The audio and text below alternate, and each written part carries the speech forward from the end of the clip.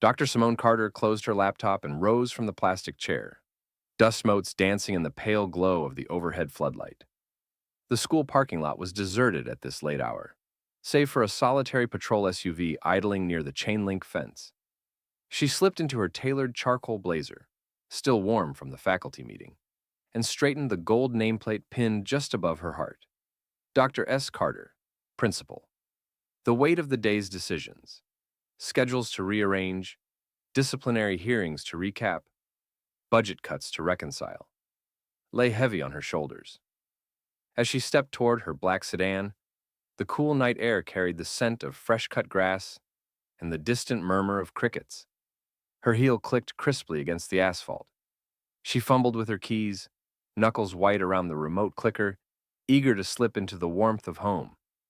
That's when Deputy Mark Larson appeared under the glare of his vehicle's headlights, arms crossed, mouth curled in a half-smirk. Then, he straightened his patrol cap and called out in a teasing drawl, "Late again, Doc? I don't know how you keep up with these evening meetings. Maybe you should stick to daytime gigs." Simone paused, breath catching in her throat. The words were casual. Just teasing, he'd probably tell her later. But the tone, the smirk, the way he emphasized Doc cut sharper than any reprimand. She could feel her chest tighten, a flash of heat rising to her cheeks. She forced a steadying exhale, reminding herself that professionalism demanded restraint. Behind her navy blue eyes, memories flickered of every time someone had underestimated her. As a new teacher, as the first black woman on an administrative team, as the principal now steering this entire school. "Good evening, Deputy Larson," she said, voice calm but firm, pressing the key fob until her headlights blinked in response. "I trust you're wrapping up your patrol." He shrugged, leaning casually against the passenger door, his hazel eyes glinting under the brim of his hat. "Just making sure our fine citizens get home safe," he quipped, glancing at her badge and back at her. His implication hung in the humid air. A black principal keeping odd hours, surely suspicious. Simone slipped her phone from her pocket, resisting the urge to call him out on the spot. Instead, she met his gaze squarely. "I'll be on my way," she replied, voice unwavering. "Let me know if there's anything you need before I start prescribing detention."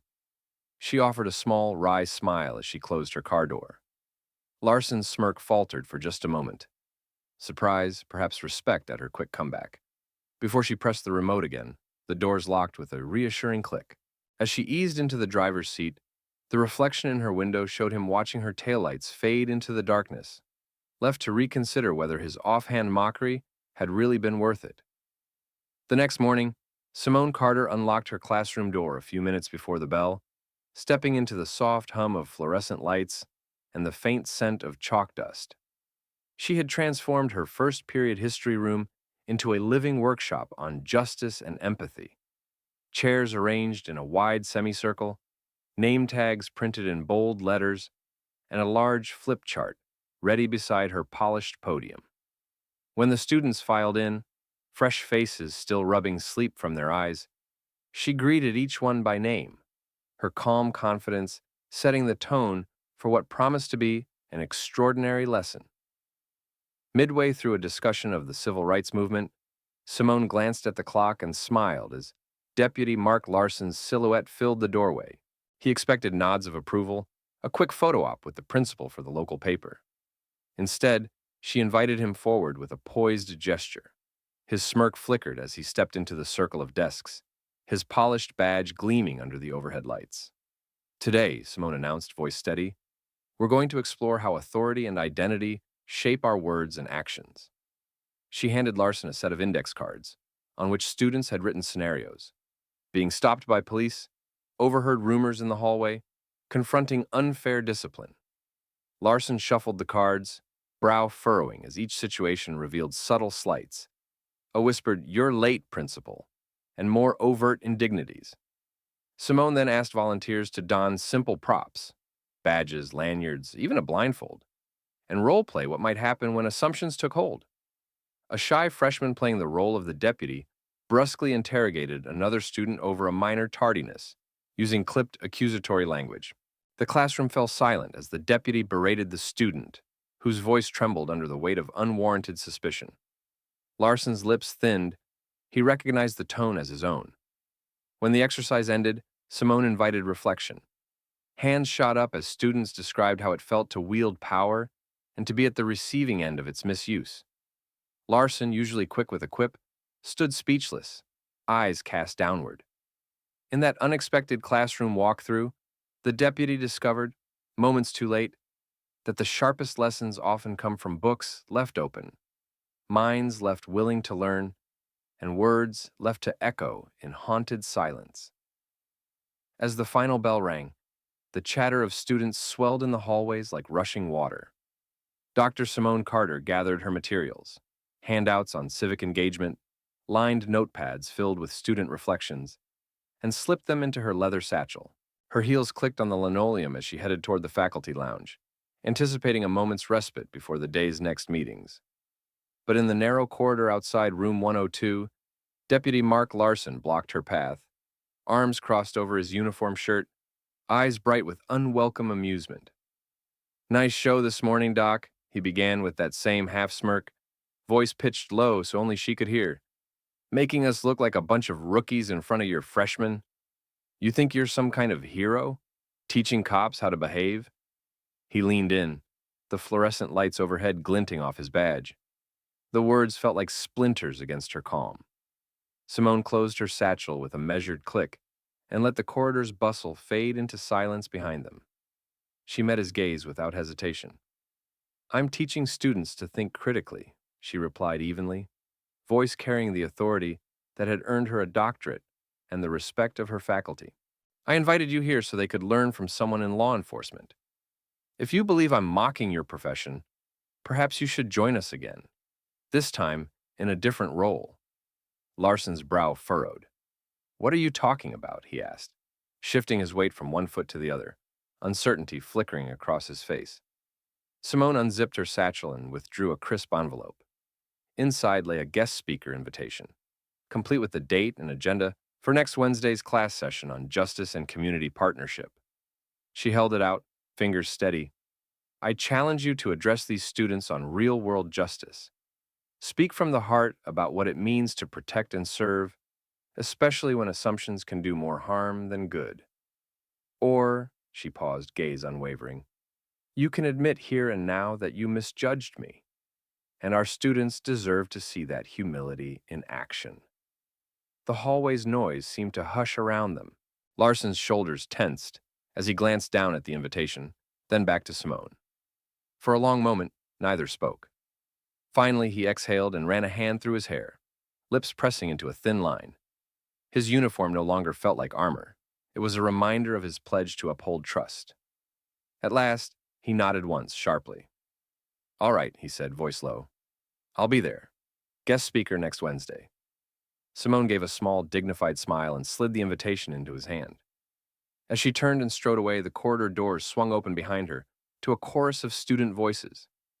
Larson stood clutching the envelope, the weight of her words settling on him. Humility before authority is the bravest lesson of all. The gym smelled faintly of polished wood and sweat as Dr. Carter raised her hand and the last ripple of student chatter fell away. Rows of folding chairs were arranged on the hardwood floor beneath banners reading, "Justice Through Dialogue," and the bleachers along the wall were filled with freshmen in crisp uniforms. At the center of the floor stood Deputy Larson, stiff in his uniform, hands clasped behind his back, every muscle taut, as if bracing for impact. A single floodlight illuminated the small podium before him, its microphone glinting like a spotlight on his moment of reckoning. Simone stepped forward with calm authority, her heels clicking softly in the stillness. "Deputy Larson," she said, voice carrying through the space, "our students have prepared some questions for you." She held out a stack of index cards, each one bearing a scenario drawn from the very experiences of the young faces watching him. Whispered suspicions in hallways, snap judgments on city streets, the haunting dread of being pulled aside simply for existing. Larson swallowed, took the cards, and felt their weight in his palm. Questions that would pierce more deeply than any baton might. He cleared his throat and surveyed the circle of expectant eyes. His first attempt at an answer trembled as he fumbled the phrase, "community trust," words he had recited countless times but never truly felt. A student's voice floated up. "Deputy, have you ever wondered how it feels when someone assumes you're guilty before you speak? The question hung in the echoing gym. Larson's mouth opened, closed. Then finally he admitted, voice low, I hadn't thought about it that way. Murmurs rippled through the audience as he flipped to the next card. Simone guided him toward the projector screen at the back wall, where she had cued images of recent headlines. A local teenager handcuffed for a late jog, a bus driver questioned for reaching into his pocket, a family's front door kicked in by mistake. The glare of the projector light threw Larson's uniform into sharp relief. A sophomore asked, "How do you justify those errors when you swear to protect us?" His pause stretched into a hollow silence. He glanced at Simone, then at the students, cheeks flushing under the harsh white light. He looked down at the cards again, each a mirror reflecting his own missteps. Struggling to maintain his composure, he rubbed a sweaty palm over his badge. I'm sorry you had to see those," he finally managed. "We train for split-second decisions, but I see now how deeply they can wound." His voice cracked with an emotion he hadn't expected to feel so publicly. Regret. As he stepped back, Simone nodded gently. The gym remained hushed, the students absorbing the weight of his admission. In that charged moment, the deputy who had mocked a black principal learned that authority without accountability is a hollow crown, and that sometimes the hardest lessons come not from force, but from facing the unfiltered truth reflected in a young person's eyes.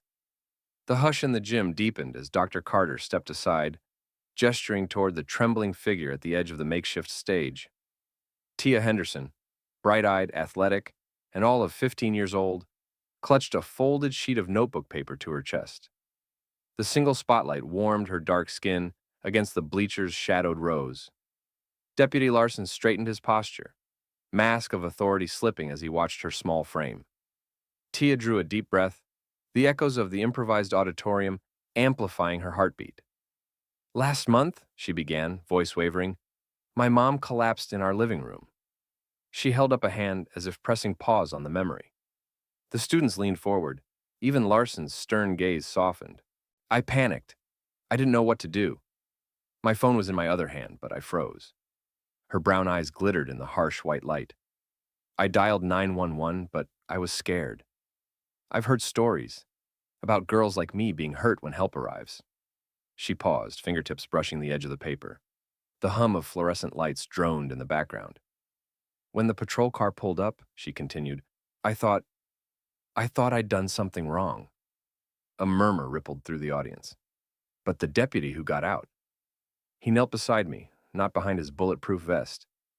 He asked, 'Are you okay, sweetheart?' His voice, it wasn't full of suspicion. He put his hand over mine, stayed calm, while I described what happened." Tia's words trembled, then steadied. "He stayed until the paramedics came. He even helped me carry Mom into the ambulance." A sharp intake of breath ran through the students. Larson's jaw unclenched. His eyes flicked away to the floor. Tia swallowed, glancing at him before directing her gaze to the circle of desks below. "He reminded me that in our worst moments, we need kindness more than anything else." She folded the paper slowly, placing it on the podium. "That deputy taught me that authority can be gentle. That respect isn't just a word, it's an action." Silence settled, heavy and profound. Larson shifted, running a hand over his badge, as if feeling its weight for the first time. Dr. Carter stepped forward and laid a supporting hand on Tia's shoulder. The freshman's courage had pierced the deputy's defenses, demonstrating that a single act of compassion can shatter walls of mistrust far more effectively than any lecture ever could. The weight of Tia's testimony still hung in the air as Dr. Carter stepped forward, placing a steady hand on her student's shoulder. The gym, once a space of tension, had grown solemn with newfound understanding. Deputy Larson stood near the podium, shoulders tense, eyes fixed on the polished wooden floor. Slowly, he cleared his throat, the sound amplified by the silence. "Students, faculty, and Dr. Carter," he began, voice low but gaining strength. "I spoke carelessly yesterday. I ridiculed your principal in the parking lot, undermining her authority and our shared commitment to safety. I thought I was teasing. You taught me today how words can cause real harm." He paused, gaze lifting to meet Dr. Carter's calm, unwavering eyes. Simone, I'm sorry. I was wrong. A ripple of reaction passed through the audience. Nods, a few quiet thank yous, the rustle of uniforms settling into attentive stillness. Larson swallowed and continued, I want to do more than apologize. I want to work alongside you. He turned to Dr. Carter, voice earnest. Will you let me co-sponsor the new Safety and Respect program you mentioned? I want to learn from you, from these students, how to build trust every day, on campus and in our community.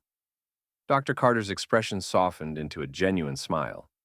She extended her hand, and he rose from the stage to shake it. I'd be honored, Deputy Larson, she replied warmly. Let's develop workshops where students and officers train together.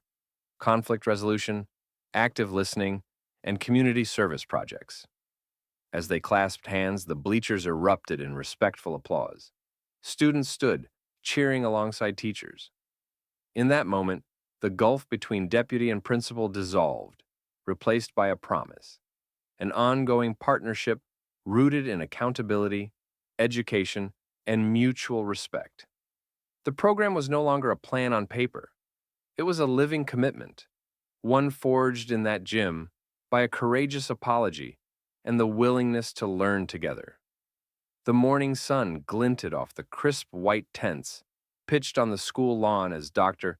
Simone Carter and Deputy Mark Larson stood side by side behind a long table draped in navy cloth. The words, Safety and Respect Fair, emblazoned across the front. A festive hum filled the air. Children darted between face-painting stations and obstacle courses. Parents leaned in to watch conflict resolution demos, and a gentle breeze rustled the leaves of the magnolia trees lining the quad. Simone adjusted her badge and smiled at Mark, who was straightening stacks of brightly colored pamphlets. Ready? She asked. He nodded, smoothing his uniform's lapel where a new Safety and Respect pin gleamed. Their first exhibit invited students and officers to pair up for an active listening exercise. Simone cued a shy freshman and nodded to Mark, who knelt to meet the girl's eye level. He asked her what respect meant to her, then repeated her words back with careful attention, mirroring the very skill they'd practiced in the gym. When she saw her own definition reflected in his warm gaze, her shoulders relaxed and she beamed. Nearby, Simone led a workshop on bystander intervention. She demonstrated how a single word of support could break the ice in tense moments, enlisting a rowdy group of sophomores to role-play stepping in when someone was being excluded. Laughter erupted when a boy hesitated, then mustered courage to call out, Hey, we need everyone here. Simone applauded, and Mark joined in, his earlier doubts replaced by pride in what their students could achieve. At midday, they unveiled the Mentoring Circle, a semicircle of folding chairs set beneath an oak tree, each seat bearing the name of an officer paired with a student. Simone invited pairs to sign up for weekly meetups, talking schoolwork, community service, even hobbies like art and gardening. Mark signed first, his pen poised over Deputy Larson and Aaliyah, a freshman with big dreams of law school. As families gathered for the fair's closing ceremony, Simone and Mark cut a small ribbon, inaugurating the circle with cheers from students and faculty. The final moments saw officers and students exchanging high fives, snapping selfies, and making plans for next week's first meeting. When the last tent was struck and the quad emptied, Simone and Mark packed away the tables. He turned to her, voice soft with satisfaction. I never imagined this. How much we'd all learn together. She slid the Safety and Respect pin onto his lapel. Neither did I, she admitted. But look at what respect can build. In the golden afternoon light, they walked off campus side by side, leaving behind a circle of chairs that would soon be filled again. Not with tension or distrust, but with conversation, understanding, and the steady work of building a school community stronger than any stereotype.